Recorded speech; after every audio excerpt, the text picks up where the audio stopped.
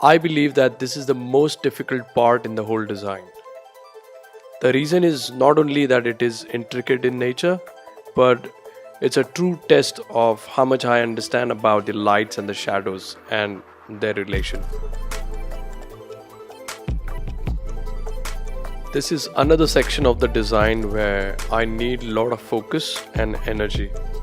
It seems to be easy, however, it is not. Each of those knots is little different in shape and size and have different viewpoint.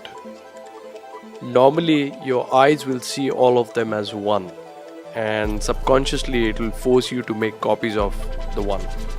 However, none is same, and so the way each one responds to the lighting is different.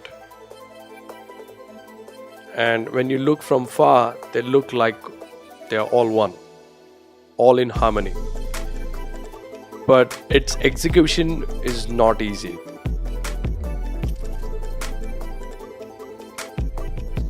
I'll have to render each one of those knots like the life is dependent on it. One mistake and it will stand out in the group of knots. But I'm very good at it, so there is no chance of mistake, not to the level that I am aware of.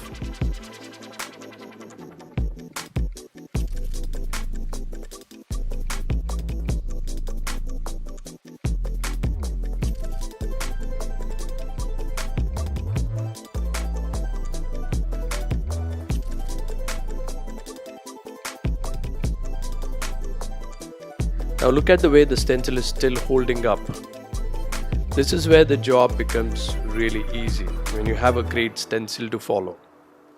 I personally love the digital stencils made over an iPad or Wacom tablet.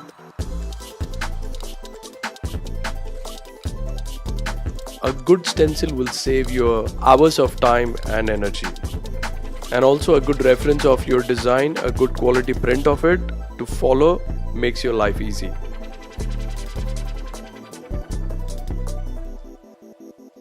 I'm still using the 7 round shader with Cheyenne Thunder at a moderate speed, going slow than usual as the design is intricate.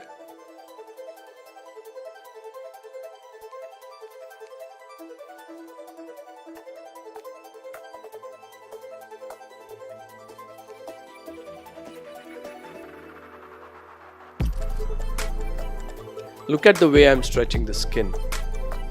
It is very crucial to stretch the right amount of skin to let the ink flow the way I desire. This is basics though. Overstretching the skin may damage it, and low amount of stretching may cause the ink to float inside the skin. To get the really smooth, soft shading, the right amount of skin stretch is important.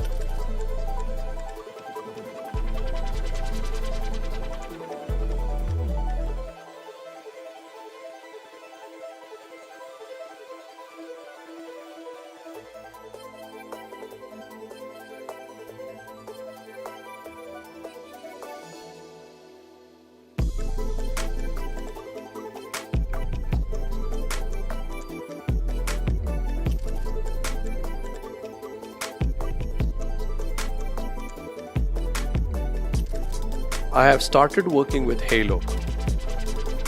Most of the area is dark, close to black.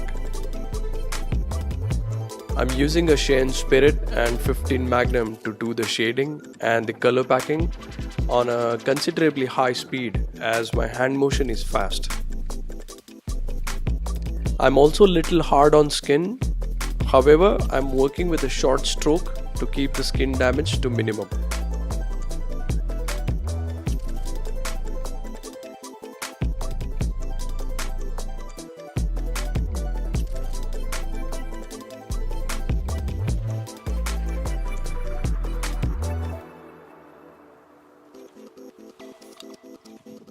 Look at the way I'm running the machine from top to bottom. It is one of the techniques I use to fill the pigment faster. It is a real time saver for me and does a great color packing. I'm also carefully using the corners of the Magnum to fill the tight areas and flat surface to fill out the larger open areas. Also focus on the way I'm stretching the skin this time. It is different than the way I was stretching before. The amount of muscle and the fats is higher in this area, and so it requires more stretching for better ink penetration.